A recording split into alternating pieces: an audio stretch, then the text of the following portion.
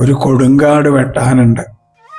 കാട് വെട്ടിത്തെളിച്ച് ശ്രീകോവിലിൻ്റെ മുമ്പിലെത്തുമ്പോൾ എന്നോ തുരുമ്പിച്ചൊരു പൂട്ട് അവിടെ കിടക്കുന്നുണ്ട്.